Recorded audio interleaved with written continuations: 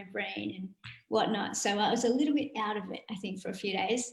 So my first memory after the accident is actually my mum. My mum and my sister flew over to Thailand because they'd obviously heard that I had an accident. And I remember saying to mum, like, what are you doing here? I was just like, what? And then my second is I was in theatre, like, because they put rods and screws in my back. But I actually didn't remember that. I didn't know I was in theatre, but I remember them putting like a central line in my neck, and that really hurt. And then they lifted my t-shirt up and cut it off, and then you just see that mask just come down like that. Yeah. So they're my first memories, but I had no idea what was happening. Yeah. How did you cope with, I guess, waking up in the hospital and realizing that you can't feel anything from, as you explained before, like the nipples down? Yeah, not very well. Yeah. Well, I mean, when I was in Thailand, the Thai doctors, like, they had a neurosurgeon fly down or drive down from Bangkok, because we were like halfway between Phuket and Bangkok, and he never said I was paralyzed. He kept saying, oh, it's spinal shock, it will get better in like 6 weeks. So as far as I was concerned, I was like, okay, I can handle that. I can handle being in hospital for like maybe a couple of months. Yeah. So I never realized, I think, the extent of my injuries. Yeah. Although I think it must have sunk in a tiny bit, because I do remember I was transported up to Bangkok, and because that's where they're going to fly me back to Sydney from. And I remember saying to Cam, I wish I'd died. Wow. Yeah, I think I said that a few times. So I think I realized this is not good. Why did you wish that you were dead? Well, before my accident, I was like super active. Like, I used to go mountain biking, surfing, running, going to gym, and played soccer. And that was like every day. I would do something like that every day. That was what I loved doing. And I always thought that I would grow up surfing and kind of going on adventures with the boys.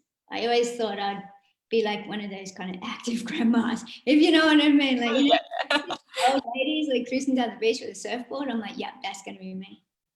Yeah. So I was devastated. I mean, to me, it was like my worst nightmare. Yeah. Like losing your mobility. Yeah. So in that, when you're flying home, how was Cam, your husband, and your boys dealing with that? Well, the boys left before me. Yeah. They flew home with my sister and my mum. I kind of don't really remember. They would come in and visit me. And I honestly actually don't remember really talking to them. Yeah. I probably would have said, it's going to be okay. I'll be okay. Yeah. I don't remember. I think I was just so devastated, and it's such a shock. I mean, they saw the accident. They ran down and found me lying there, not breathing very well. Yeah. And Cam, I think Cam had so much to deal with. He was worried. Well, to begin with, he was worried that I was going to die because of the injuries, and then he had to deal with the kids, in the hotel and the police and all that. So he was quite busy. Do you think that the false hope that the doctor gave you was really hard to take, that almost you were told that, it could get better, even though the reality was it wouldn't? Yeah, I think so. Yeah. Although, I mean, when I got back to Australia, I was there, like, I went to Royal North Shore, to the spinal unit there. And that was 2 days after I got there. That was when I was told that I would never walk again. But I just wish the doctor had said, you know what, your injuries are like really severe, which they were. I just wish she had said something like, you never know. Like, you never know what like may happen in the future. Maybe they'll find a cure. Just give you just a tiny bit of hope. Yeah. Instead of pretty much saying, no, you're going to be like this for the rest of your life. Did you give yourself any hope? Not when he said that. No, I was so devastated. Yeah. I think I cried like for about a month every day. I couldn't help it. And then, and like my friends would come in, like girls from my soccer team and like from my school. And like, I did feel bad, because with a lot of them, I'm like, no, I don't want to see them, because I didn't want them to see me like that. Like, stuck in a bed on my side and just, How did you cope with, I guess, looking at yourself in the mirror and seeing a different body than you used to have? Well, you mean when I was in hospital? Or? Yeah, when you were in hospital and also when you came home and having to adjust to. So hard. I mean, when I was in hospital, thankfully, I didn't have a mirror, so I had no idea what I looked like. But I do remember touching my leg, and I was just like, oh, that feels disgusting. Really? I described it so strange. I described it as like raw pork. It just felt like a lump of meat, and because it was soft and yucky, and I'd lost a bit of weight. Like when you have spinal cord injury, you lose like, I think it was like 10 or 20% of your body weight. Yeah. And so, you know, all my ribs were sticking out, everything was sticking out. But so I refused to touch, like kind of from my chest down. I just wouldn't touch my body or really look at it. So yeah, and when I got home, it was sort of the same because I've lost all my stomach muscles. You know, my tummy just went like, bleh. I looked like pregnant. I thought, oh, that is disgusting. So I didn't look at my body. I didn't like it. Yeah. And I didn't really touch it. Yeah. Do you think you were angry at the situation that you were in, or just angry at yourself? Both. I was angry at myself, thinking, what an idiot. Why did I lean against the railing?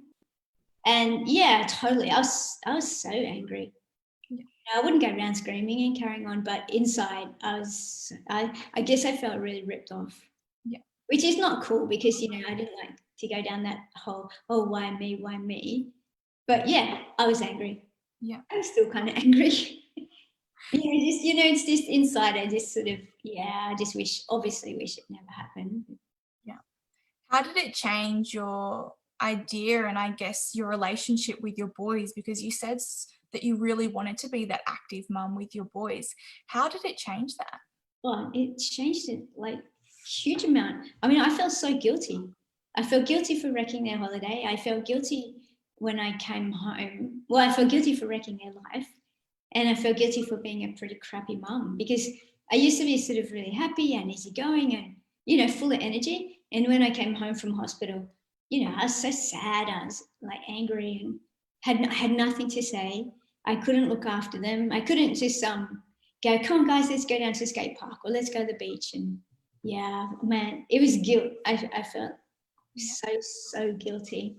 Yeah. And did the boys, how did they cope with you even feeling that way, like you feeling guilty about that? Because I'm sure they wouldn't want you to feel like that at all. No, I know. Geez, I think, my eldest son, like, I think he took it quite hard. I remember he was quite angry a little, like, you know, a lot. And Noah, like my middle son, he was also quite angry. And he also felt guilty because he surfed and he knew that I've grown up surfing. And then it was my first summer and he, you know, grab his board and he'd be like, oh, I'm just going for a surf. And he'd look at me and go, oh, I'm sorry, Mum, I know you'd love to come down. And I'm like, oh my God, again, it made me feel so awful. Yeah. And so I would just say, like, you know, just go get an awesome wave and that will make me happy. Yeah.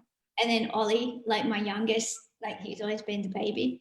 And, you know, I did everything for him. And yeah, I don't know, he'd come in and then, you know, he'd catch me crying. Like I was lying in bed, you know, like wiping the tears away. And then he'd be like, well, if you're sad, I'm sad. And again, that made me feel terrible. So it was so hard. I mean, they've been amazing, but yeah, the first couple of years were incredibly challenging. Yeah. So coming home from hospital and adapting to your new body, a new way of life, how did you cope? Because I expect that you wouldn't have every day where you were upset. How did you get through that period?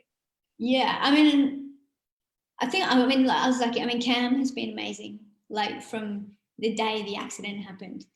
And so he'd sort of push me, you know, he'd be like, come on, you've got to get up and, you know, come and sit in the sun. Or he'd always try and think of things for me to do. And then he got in touch with the guy who's a personal trainer in Avalon, which is like 2 beaches up away. And so Cam would drive me to Craig's house and, you know, leave me there with Craig and I would just box or like train with him. Yeah. And you know, I mean, so many times I'd be like saying to Cam, I don't want to go, you know, because a lot of the mums from Avalon, I knew a lot of them, they would also train with him. And so when Cam and I would arrive, they were all leaving, you know, and I hated them seeing me, and I didn't like them, like seeing them, or, you know, being normal. Yeah. So yeah, it was challenging, but I'm so glad Cam pushed me. Yeah. And I knew every time I'd go to Craig and train, I'd come home feeling heaps better. Yeah. Why did you not want to see the other people, I guess, looking at you that way or seeing you the way that you were? I was embarrassed. Why? Because I used to be super active, and, you know, I was like the striker playing soccer. I was always like, I don't know, like running around. And then to see me in a wheelchair, I was just like, it's not me.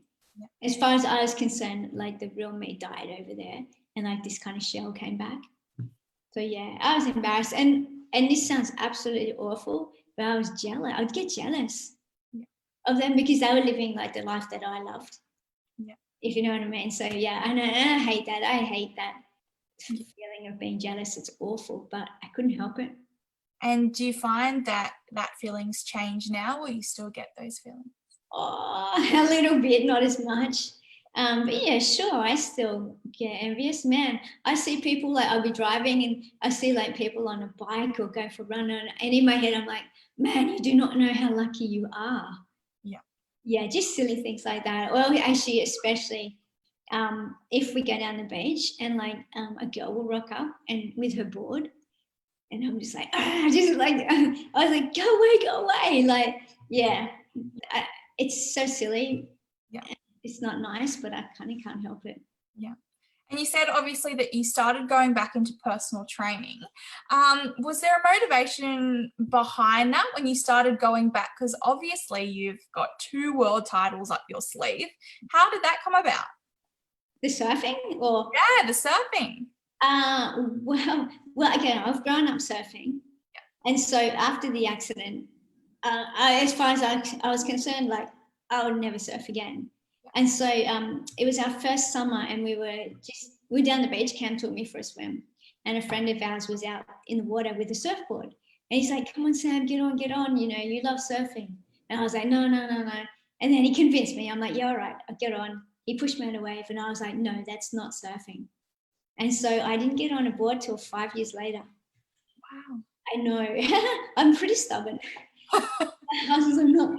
And then, well, because what it was is I got this letter off Julian Wilson, like his professional surfer. Yeah. Got a letter off his mom Nola, and this most beautiful letter encouraging me to get back out in the ocean, and, you know, how much I love surfing and how healing the ocean is. And so I was like, okay. So I did. I gave it a go, and we've got a friend, Tom Carroll. He lives in Avalon, and I've kind of known him ever since I was little. Yeah. And because he's was a professional surfer as well. So he came out with Cam and I and Noah, and Tom was pushing me on waves, and I loved it. Yeah. I was like, yes. How does it feel to be back in the water? Awesome. Yeah. Awesome. I kind of feel like my old self again. That's awesome. Yeah, I know. It's such a good feeling. Yeah. Like, it's just nice, you know, just hanging out in the back and just chatting. And yeah. I mean, oh, sorry. Oh, you go. No, I was going to say, I mean, I still get a bit embarrassed. I mean, you know, like, even the other day, Cam and I went to Palm Beach, you know, Cam piggybacks me down, you know, and I'm holding the board because it has like this handle at the front. And everyone must be like going, you know, what on earth are these two doing? And then some people will kind of go, oh, that's unusual, or, oh, that's a strange board, because I've got 2 fins on the top. Okay, yep. To keep my legs on. Yeah. So, yeah, it's a short board, but it's got a few modifications. So. Yeah. And so when you're in the water, do you feel any pain or No. discomfort? No. I definitely used to, like, again, sorry, I keep going back to that first summer, but when I'd get in the water, oh, I hated it. It was kind of like, I felt like I had like these massive big like planks of wood running all the way up my back. It was like it all spasmed or something. Yeah.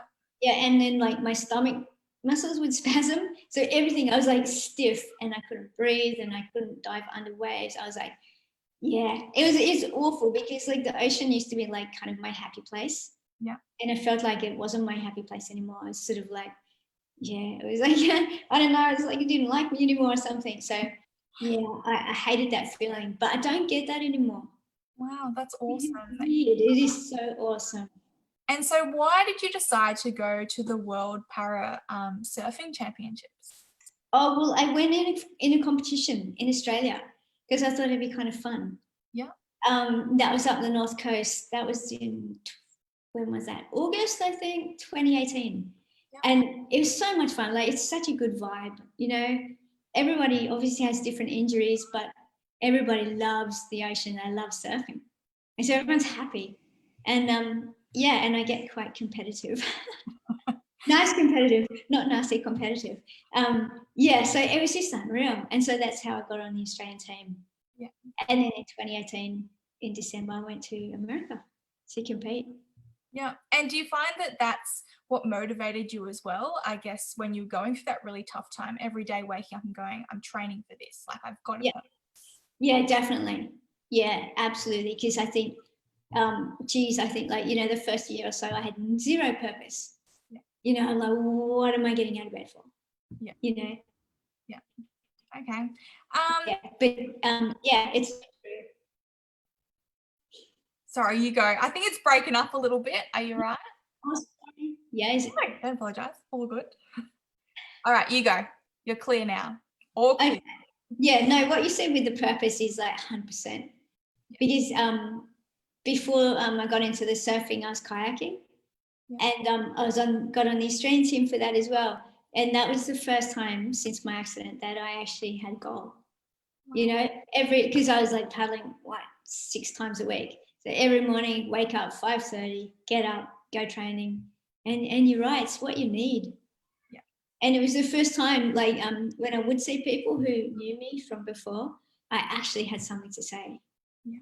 And you felt good within yourself? Yeah, definitely. Definitely. That's awesome. Yeah. Now I want to talk a little bit about good old little Magpie penguin. How did he enter into your lives?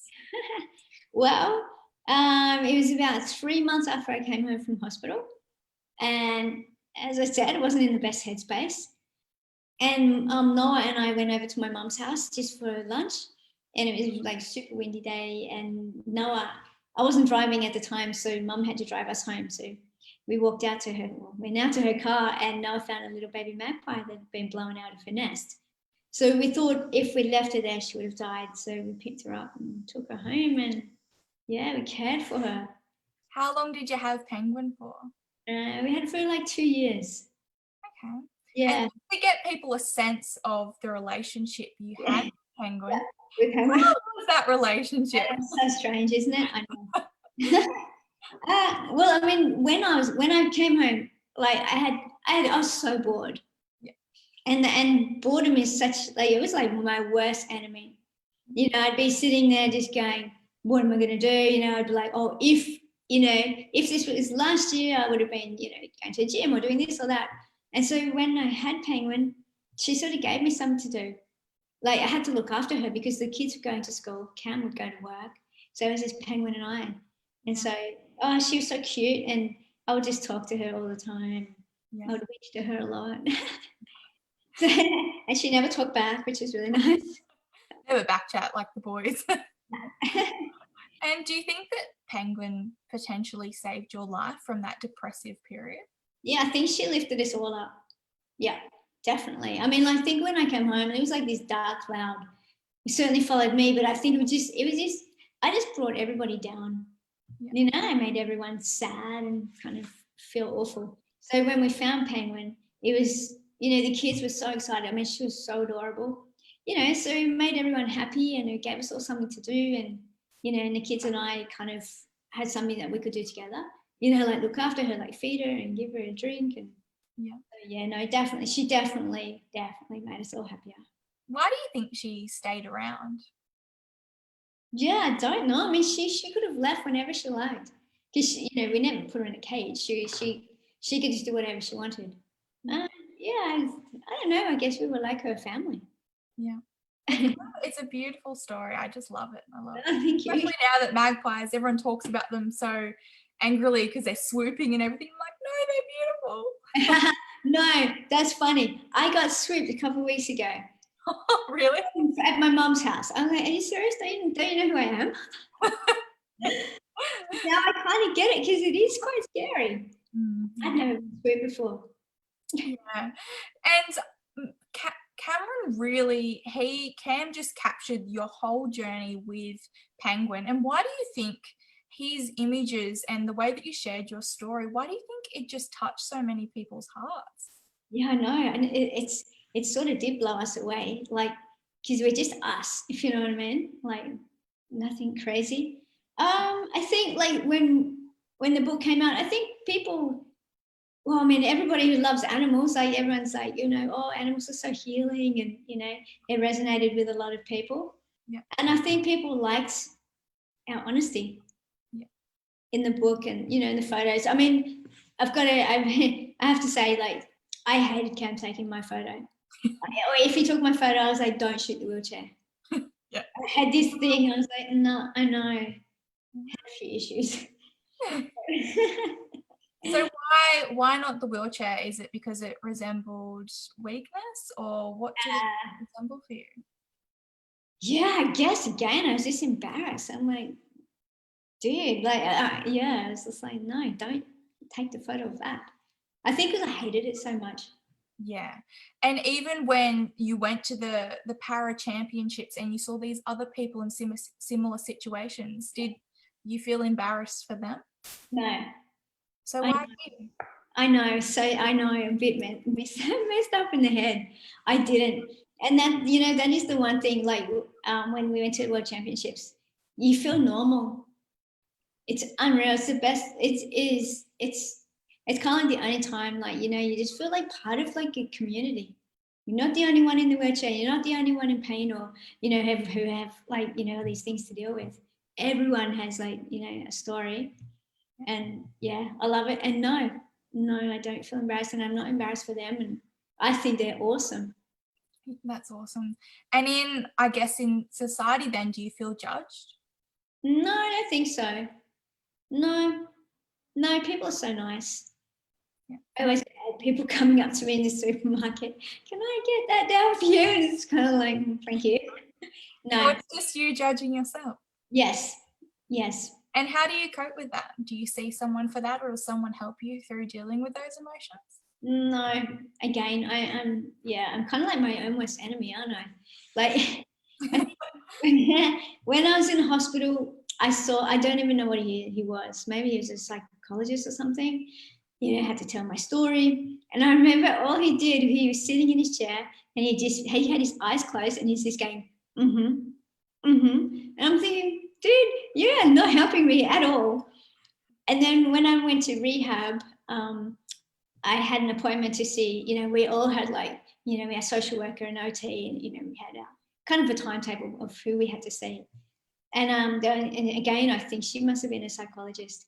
And I saw her the day before, and she's like, oh, do you want to have a cup of tea? I'm like, yeah, sure.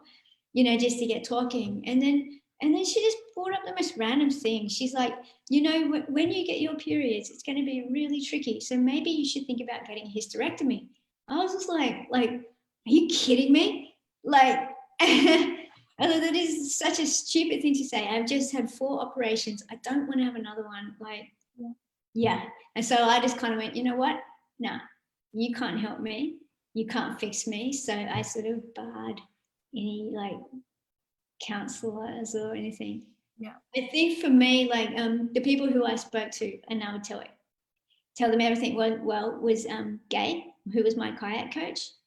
Like, we became really close. I mean, we spent like, nearly every day together when we were training a lot. And also Bradley, who wrote our book. Yeah. Okay. Do you find that when you say that you sort of barred the psychologist side of things, do you, I guess, shut people out? Yeah, I mean, that's just me, because I am, like I said before, I'm pretty stubborn, and I was like, well, they can't fix me, so what's the point? I know that's really silly, because obviously they have a lot of people, but just for me, so that's why I would like talk to Bradley and Gay, and my friend now, who's my personal trainer, Mandy. I tell them everything. And that's the thing, you got to find the people that work for you and that you can open up to. Yeah, 100%. Was it exhausting recovery? Yeah. Yeah, I think so. Medical appointments. Yeah, yeah, yeah. How did you cope with that exhaustion and not be like, oh, I just can't do this anymore, I just want to give up? Well, I felt like that a lot, but I couldn't because of the kids. I'd love to. Don't worry. I thought about it all the time. I couldn't like, yeah. Sometimes I was like, okay, if someone came into my house right now and said you're going to die this summer, I'd be like, awesome, bring it on. But I know it sounds terrible, but yeah, I couldn't do it. I couldn't do it because of the boys. They'd been through enough, and Cam. Yeah.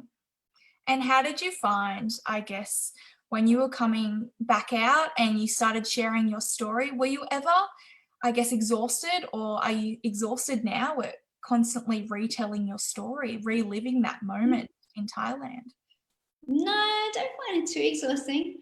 I mean, yes, sometimes it's kind of like, oh, geez, I'm sick of talking about myself. I wish it was something exciting, like, I'd been like a hostage with terrorists or something. Yeah, kind of cool. No, just falling off a balcony. But no, I like talking to other people, and I like hearing other people's stories. That's what I like. Like for example, if you go and do like one of those big talks in front of like 1,000 people or whatever, and then afterwards people come up, and I like that. And and you know what? I think for me the best part is if you make someone say a little bit better and they don't feel alone, then it's totally worth it. So why did you decide to do public speaking events? I didn't decide. Honestly, man, before the accident, like public speaking was my greatest fear in the world. Like I know it's crazy. Even at school, if you had to like get up and read, I was just like, oh no, that was terrifying.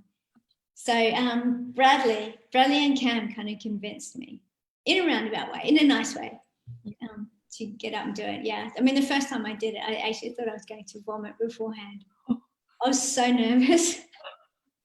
Why do you keep doing it then? I don't mind it. Yeah. I kind of like it. Like when you finish, you just get a bit of a buzz. It's kind of like, okay, yeah, kind of cool. Do you think telling your story helps other people? Yeah, I do. Well, I hope it does. I mean, we get lots of like nice messages, lots of sad messages, but lots of lovely ones saying thank you. Yeah. Does it keep you inspired as well, knowing, as you said, you get so many messages from people? Yeah, definitely. Yeah. Geez, there's so many sad stories out there. I mean, even like a couple of weeks ago, we were just in Avalon at the bookshop where we go because Noah, our middle son, he plays jazz and he plays there every Sunday morning. And this lady came up to me and she had like 2 little kids and she had like brain tumor, but not a good one. It's just like, oh, far out, Yeah. It's so sad. Yeah. Yeah. Do you think your perception on life has changed? Yeah. How do you think you look at life now? Geez. I guess, I mean, I've heard so many like amazing stories and so many sad stories. Like I think there are some incredible people out there, some incredibly strong people out there.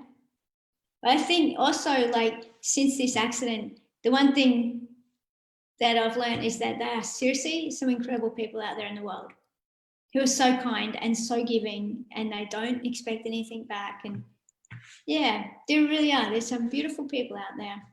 Do you see yourself as inspiring or strong? No, I don't see myself as inspiring. No. Why? I don't know. Just don't know. I just don't. Yeah. Do you think this happened to you for a reason? No. So what do you believe in, or what do you have? What pushed you all this time to just keep going? As you said, it was the boys, but you had to have, I guess, some belief in yourself to go, there must be a better life. Yeah. I mean, I think I think I've always been quite stoic. I've always been a tomboy. So, I'm not kind of like, oh, I hurt myself or whatever. Wasn't, I guess, relatively tough. Not tough, but you know what I mean? Yeah. Like, geez, I don't know. All right, then we'll talk a little bit about the book and the movie. Mhm. So, how obviously you have an actress, Naomi Watts, playing your part. Yeah, How was that experience? I was unreal. Because yeah, it was like, oh, when was it? Last winter. And so they filmed in our house, Yeah. which was really cool. Man, Naomi, she's so lovely. Yeah. Like she's so compassionate and just she's not a princess. She's just unreal. Like, you know, the day I met her, I was like, yeah, you are so nice. Yeah. And yeah, so she was fantastic. So I actually gave her, well, I gave quite a few of them, like my journal, like this diary thing that I used to write. So it was very dark. Yeah. There was a lot of hate in it, you know, it's quite repetitive. So I gave that to her, which she really appreciated it because it gave her like an insight of how I was feeling. Yeah. Time. So that's interesting. You had a journal during the period that you were at home. Yeah, I sort of wrote a little bit in the hospital, but that was just like literally on a piece of paper. But yeah, I used to just write on my phone. And would you write down how you were feeling? Yeah, And how was that experience? Do you think that journaling helped you during that I time? think so. It was kind of like just getting it out there. Yeah. You know, yeah, it's weird reading it again. Oh man, it's so it's you know, I hate my new life, I hate myself, and yeah, it's very angry and it's very sad and kind of it was all like a bit overwhelming what had happened. When you reread that, do you see those words as coming from a different person to where you are now? I think so. Yeah, I'm not that bad. Yeah. Yeah, no, I'm kind of. I mean, it sounds very cheesy, but I guess I'm sort of proud of what I've done. Yeah. But I've had incredible help though. Yeah. I've had amazing support, and so I couldn't have done it without all the support. Yeah. So yeah, no, definitely. And what was you say you needed support? What was your network looking like? Who did you have supporting you? Well, Cam, and then Gay, like my kayak coach, and then another friend with the surfing. He helped us both, like help Cam and I. He'd always come out with us and try and teach me how to, you know, hit the lip. He'd always say, hit the lip, like, you know, to get up the top and go down. I was like, oh my God. Yeah, and my friend Mandy, like personal trainer, there's just been like a few people, but they've been amazing support and just encouraging me. And yeah, no, I've been very lucky. Why did you think you needed people there? I guess otherwise I don't think I would have done anything. I would have just stayed at home in my little twisted bubble, not wanting to see anybody. So yeah, I needed people to sort of go, you know what, you have to get out there. Was it hard dealing with, I guess, when someone gets hurt or injured, it's kind of like that constant conversation. Are you okay? What can I do for you? Was it hard constantly hearing that and dealing with, I guess, a different conversation you were having with people? Yeah, definitely. Yeah, yeah. And one thing I did find hard, especially at the beginning, is like, you know, like everyone would come up, you know, they'd drop, women's so lovely, but, you know, bring us food and come up and clean the house and come take the boys to the skate park. And like it was kind of like it sounds silly, but it was like all my jobs. They'd taken all my jobs. I was just like, yeah, I found that really, really hard. Why do you think you found it difficult when you're talking about a sense of like losing your identity? Why Yeah. was that hard? Because I don't know, I just thought, well, I came back a different person. Yeah, I did struggle with that a lot. Yeah. Was yours and Cam's relationship affected by the incident? Strangely enough, I think it improved, which is really weird. I mean, like, yeah, I know. We always got on and stuff, but like, I was always quite independent. I love doing stuff on my own. I'd mountain bike on my own. I would go surfing on my own. Like, we did things together, but it was kind of like, you know, I'd be like, yeah, okay, see ya. So I had to depend on him. And like, yeah, he never complained. He never got angry at me for being angry or sad. And yeah, he's been incredible. So yeah, That's awesome. very lucky. And I just want to talk a little bit about the injuries that you have now. So what does your recovery look like now? Well, and nothing's changed. I don't actually see a physio. I don't actually do anything except like go to the gym and things like that. Yeah. So yeah, I know that. You know, that's the thing I've struggled with. The fact that you're broken and you won't heal. Yeah. That's what I find so hard. It's like, man, if only, even if it took years, if you just knew that you get better, then I would be fine with it. But it's the fact that you don't get better. So And they can't, like scientists or even doctors. I know there's a lot of things about walking machines and things like that. Is that something that you're able to have available to you? Well, I guess, but it costs a lot of money. But they are definitely, they're working on it. They're working on trial. They're starting trials in Sydney. I think this year. You know, which is really exciting. Like they did all around the world, they are trying to find a cure, which is just extraordinary. Yeah. But I don't wake up every morning thinking, right, you know, I'm definitely going to walk again. I'm going to be like myself. Mate, that would like be a miracle if that happened. But Yeah. yeah, it just has to be practical and yeah. And something like walking again, is that your ultimate dream or motivation? Is that what you strive for? Oh, I'd love that. Yeah, of course. Yeah, that's why I want to kind of stay fit and be strong for when that happens. Yeah, that would be. How do you think, if something was to happen and you were able to walk again, what do you think your first thing what you would do? Oh well, I think I would just get in my car and I'd drive up to the national park, which is where I used to mountain bike ride, and go for a bushwalk. Yeah. Just to be in the bush and on like a rock again, or just in the bush and just touching it and on my own. Yeah. That would be like heaven to me. Such a simple thing, but that would be my ultimate. Yeah. And if it's, you still have no feeling in the bottom half of your body? No, from chest down. Yeah. No, Wow. just pain. Yeah. Pain. So you still have pain at the moment? Yeah, all the time. It's there like 24 hours, like 24/7. And so describe the pain to me so people can get a sense of. Yeah, I know. Okay, well, it's like my feet are on fire right now. Almost like, I always just say like blue bottles things wrapped around your feet.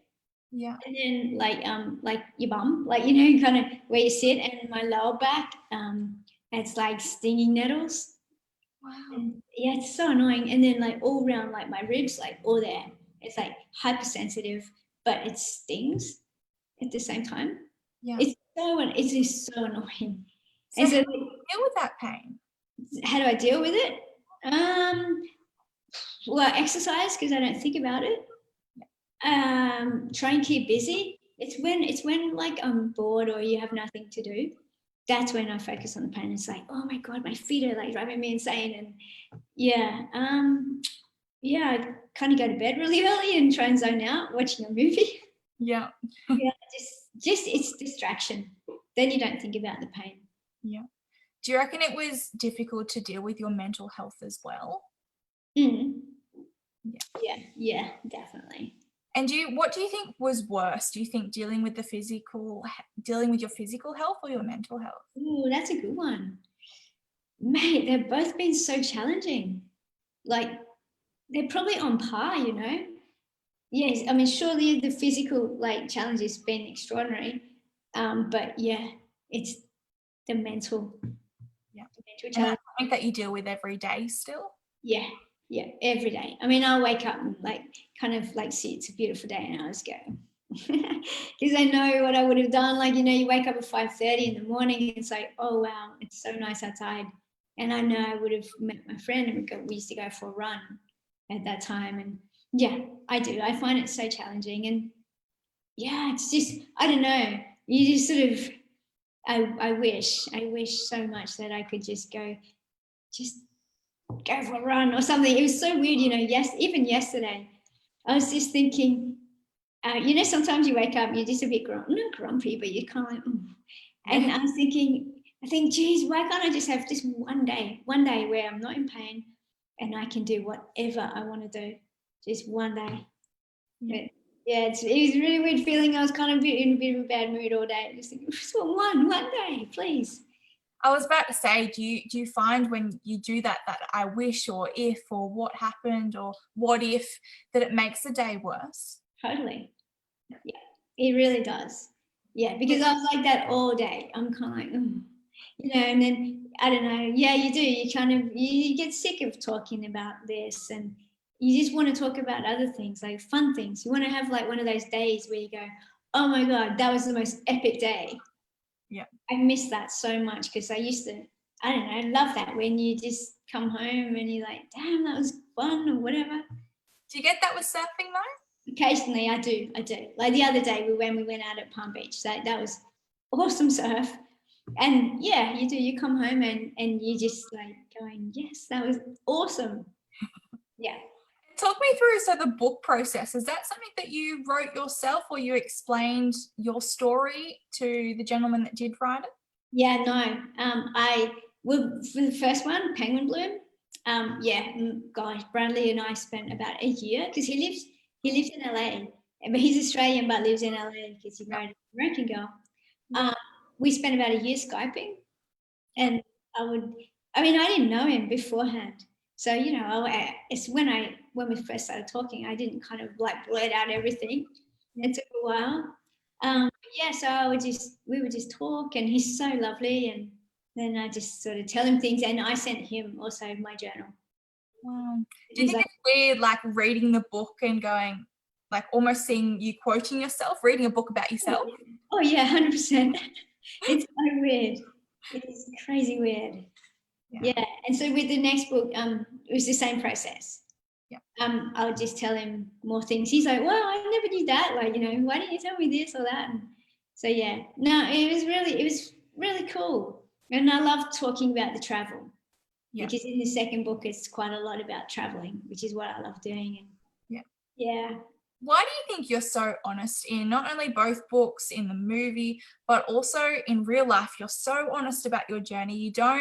You pretty much, you cut the bullshit. You tell how it is, and you say just how real your experience is. Why do you think it's so important to be honest? Because I just can't sugarcoat it. I just can't. I know some people are really cool and they deal with for example, spinal cord injuries so well. Like they're amazing, and they're like, wow, I'm a better person since my accident. And I'm just like, I don't know. I'm just not that. I just have to keep it real, and I do think people appreciate it. Yeah, I definitely do. It's like, oh, it's okay, it'll get better. Yeah, like your life will be amazing. But I just can't do that. It's like, yeah, it'll get better, but it still sucks. Yeah. Do you find that language still helps you when you're honest with yourself about your situation? Yeah, I think so. Definitely. Well, I love it. It's amazing. You're so raw and real, and that's the main thing. Even on social media, you don't sugarcoat, as you said, what's happening in your life, and it's what I think really inspires people. So you are an inspiration. Thank you, Ash. I know. And where are we from here? Where are you going from here? You've got 2 books out, you've got a movie, you've got world champion titles. Where are we going next? Wow, man. Well, I still want to be I want to be a 3-time world champion. Awesome. That's the aim. But I mean, we've got to wait for COVID to Yeah, and then we're gonna travel again. Yeah. That's what I want. That would be so cool. Yeah, and we would love to see you again. We miss you so much here back at home. But again, thank you so much for joining us today. Your story is incredible and you are such an inspiration. And I know sometimes that you don't see it, but I definitely do. And we actually have some questions from people that have tuned in. Okay. So I'll just turn over to my PI of a mother. Mum, what question do we have up first? Okay. Let's see. Okay. So a lady from Facebook says, Sam, do you have any political aspirations or interest in advocating in that sense for people with disabilities? Any thoughts on what support is currently available under the NDIS and other supports? Gosh, I'm so not political. Oh my God, I'm sorry. Don't apologize. No. Yeah. No. I think because you're real and that's what people want. Yeah, maybe. Do you like politics? Sorry, do I like it? Yeah. Do you like politics? I don't think there were many people there. No, my middle son loves politics. Oh, yeah, but no. And so what was the question about the NDIS? Is there any support available, extra support? With the NDIS? NDIS? Is that? Under Under the NDIS. Oh, I don't know. I mean, personally, I found the NDIS to be amazing. Yeah. So, And just to explain to people, what is the NDIS? so what is it? National Disability Insurance Scheme. So what they do is like you go and see like I can't think what they're called, like a caseworker, for example. Yeah. They're not called caseworkers, but you know. And then you go in and you sort of, you know, say, well, I can't clean, I can't, you know, I need help like with exercise, I need help doing this or that. And then they work out a plan and yeah. Okay. And so they essentially pay someone to come and clean your house. And, you know, if you need new wheels on your wheelchair or a new wheelchair. So I think it's extraordinary. So I have no negative thing to say about the NDIS. I think it's amazing. And they helped you? Yeah. I mean, it took a while. When it first came out, sure, it took a couple of years, you know, for everything to sort of, you know, kick into action. But yeah, I mean, it's been amazing. Yeah. Oh, lovely. And what happens if she falls off when surfing? And another question that we have coming in. So what happens if you fall off when surfing? Oh, right. Well, it's not so bad. I've got a leg rope, like my leg rope, you know, on. Yeah, I just try and I can use my arms, obviously, like to sort of tread water. And then I somehow, I mean, I must look so awkward sometimes, somehow try and get my board. Yeah. And then I can sort of get on. Yeah. Like I sort of sink the board and get onto it. And then I can kind of paddle a bit. I can paddle, but I'm sort of flat. Sometimes the legs hanging off and I don't know. Yeah. But usually Cam, because he'll be out the back and he's got flippers on, so he'll catch a wave in if he can see that I'm struggling to get back out. Yeah. Yeah. That's why you build up your upper body so that when you're right. That's why I need to paddling it. Yeah. I mean, I do get a little bit panicky sometimes. Like, you know, if the surf's quite big and I don't have the control that I used to have, like, you know, before it was easy. There was a big wave, just dive under and there was no drama. But now I'm kind of like, you know, you get like a rag doll and thrown around. So yeah, I'm a little bit more cautious. If there's like shore dumps, I don't go anywhere near them because that'd be so embarrassing, like getting washed up onto the sand like a seal or something. But yeah, no, it's okay. It's okay. It's easy. Yeah. And then the other one was, so are we both planning to go back to Fiji next year? And another one. Did you hear that? I did, man, in our dreams. You know, Fiji was like the highlight of my year. That's awesome. It was That ours was as so well. much fun. It was amazing, and I'm so grateful to have met you because I know. it was I believe everything happens for a reason, and we were at the right place at the right time, and we sat in the right spot right next to you on the No, I believe in things like that. Yeah. Like karma kind of thing. And yeah. I've got a question. How do you go traveling on an aeroplane? It's not the same as it used to be. Yeah, it's okay. I mean, like the hosties are so lovely. So I go first. Yeah. And then you get in like a little aisle chair, you know, the little skinny wheelchair that goes down the aisle. Yeah. And then you just transfer into the seat. And then you just get off last. I mean, it's sort of embarrassing, and I do feel like I'm about 100. You know, it's like, come on, old person. But no, everyone is so lovely. So no, it's all right. I can't say I love like when I had to fly to Italy and even in America, I can't say I love it because it's kind of a long time, like, you know, being stuck in the one spot. But yeah, it's okay. But at least you can travel. Exactly. Yeah. Do we have any more questions, Mum? That's it from us today. Thank you again. Thank you so much. And I'm so appreciative that you came on here today because I love speaking to you. Such an inspiration, so raw and honest, and you are amazing. So thank you, Sam. You can go and say hello to your mum. No, she's gone. Okay. Awesome. Well, again, thank you so much for coming on, and it was so good to see your lovely face. And don't forget your movie. Can we see that here in Australia? Yeah. 1st of January it comes out. Yay! And in cinemas or? Hopefully, you know, we're sweating on, you know, no more lockdowns. Hopefully everything will be fine here in Australia. Yeah, it'll be in cinemas. Great. And your 2 books are both already out? Yeah. Great. Awesome. So you can check Sam out all there. She's absolutely amazing. You can also check her out on Instagram and Facebook, where Cam just captures their life so beautifully. And again, thank you. You are an inspiration, and you're definitely one of my favorite people. So thank you. Thanks, Ash. You're a legend. And thank you everyone out there for tuning in and joining us today on your Sunday afternoon for another beautiful Sunday session. And we will catch you all next time. So have a good Sunday, everyone, and a fantastic week.